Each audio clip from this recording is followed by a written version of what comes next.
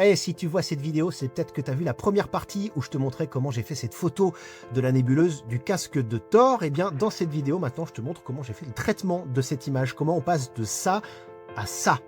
Alors, on va faire très simple, hein. Ça, déjà, c'est la photo sortie de l'appareil. Voilà, photo brute, moche. Déjà, ici, on voit qu'il y a du gradient, tu vois, de la lumière parasite.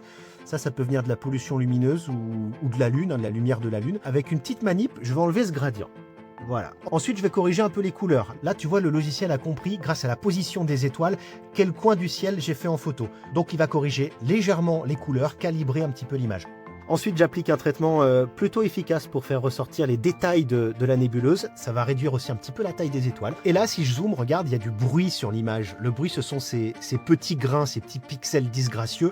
Je vais appliquer un autre traitement pour essayer de lisser un petit peu l'image, pour enlever ces grains. Pas trop non plus, sinon ça va enlever du détail. Ça va annuler l'étape précédente. Ce serait dommage. Voilà.